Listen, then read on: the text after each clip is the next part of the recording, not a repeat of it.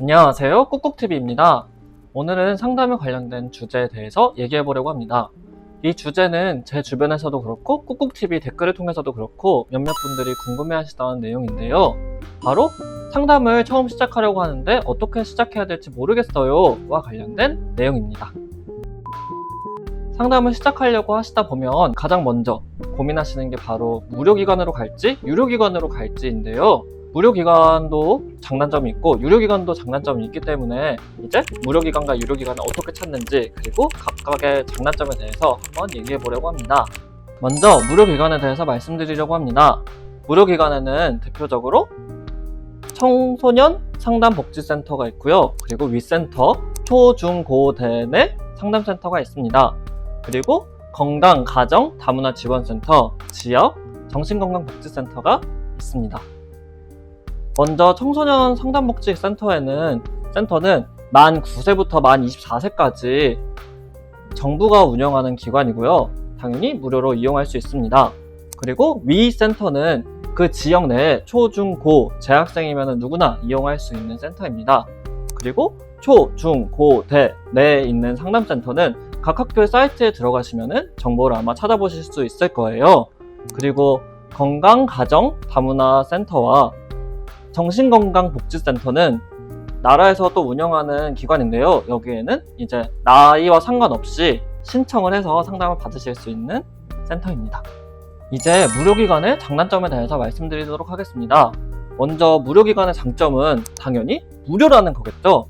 그리고 모든 무료기관은 끝이 정해져 있거든요. 이렇게 끝이 정해져 있기 때문에 내가 언제 끝날지를 예상하고 페이스를 조절할 수 있다는 장점이 있습니다. 또 정부에서 대부분 운영하는 기관이기 때문에 지역에 구애받지 않고 좀 비교적 수도권이 아닌 지역에서도 이용을 할 수 있다는 장점이 있는데요. 다음으로 단점은 무료 기관이 대부분 대기가 굉장히 길어요. 뭐 한 달 기다리는 경우도 많이 있고 2달, 3달씩 기다리는 경우도 많이 있거든요. 그리고 끝이 정해져 있기 때문에 내가 원하는 만큼 상담을 오래 받지 못한다는 단점이 있을 수도 있고요.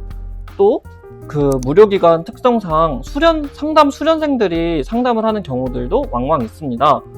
물론 그분들도 좋은 마음과 열정을 가지고 상담에 임하시겠지만 그래도 경력이 많은 다른 전문가 선생님들보다는 경력이 좀 부족하다는 차이가 있겠죠?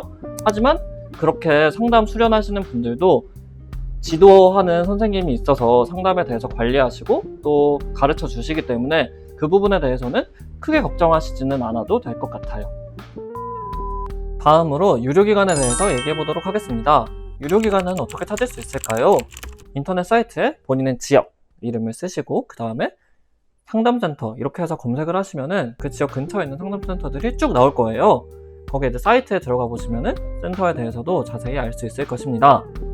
장단점으로는 어떻게 있냐면 장점은 일단 자기가 원하는 만큼 상담을 오래 받을 수 있다는 게 가장 큰 장점이고요. 두 번째로 사이트가 잘 정리되어 있어서 이 센터는 어떤 주제를 전문적으로 하는지 알아볼 수 있고 상담사에 대해서도 비교적 상세하게 알 수 있다는 것도 큰 장점입니다. 그리고 한번 거기에 취직한 상담사는 보통 잘 바뀌지 않거든요. 그래서 나중에 다시 가도 내가 원하는 상담사를 또 만날 수 있다는 것도 큰 장점입니다. 그렇다면 단점은 무엇이 있을까요? 일단 상담센터가 굉장히 생각하는 것보다 굉장히 비싸고 돈이 많이 든다는 게 아마 가장 큰 단점일 것 같고 그리고 정부에서 관리하는 게 아니다 보니까 상담센터들이 거의 대부분 수도권에 밀집되어 있다는 것도 큰 단점입니다. 이제 상담센터에 가기 전후에 어떻게 하면 될지 좀 더 자세히 설명을 해보려고 하는데요.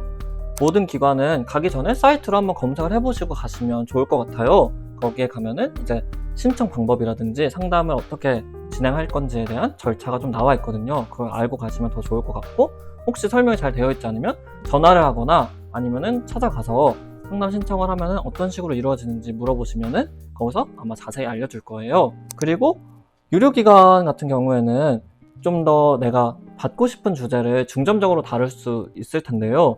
예를 들어서 대인관계 아니면 성격, 정서, 뭐 우울이나 불안같이 정서적인 부분도 도움을 받을 수 있고 또 가족 이런 것도 받을 수 있고 소수자 이슈, 다문화, 다양한 주제를 상담센터에서 다루기 때문에 그 주제를 좀 더 중점적으로 다루는지를 한번 확인해보고 가시면 더 좋을 것 같습니다.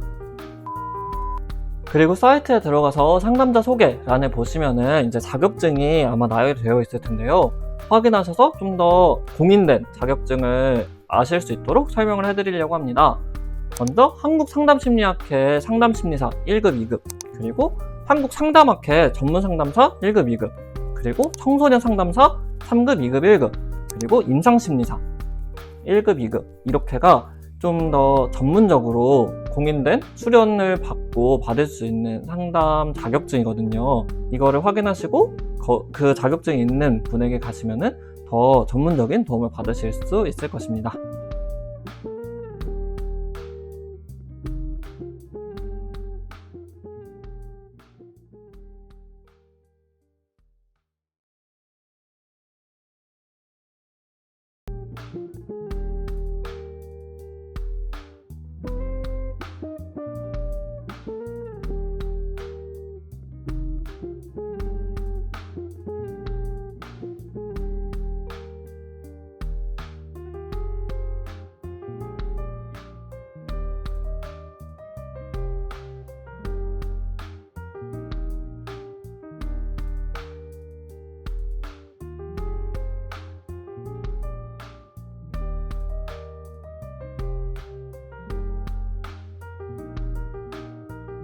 오늘은 상담을 받고 싶은데 어떻게 시작해야 될지 모르는 분들을 위해서 간략하게 영상을 준비해 보았습니다.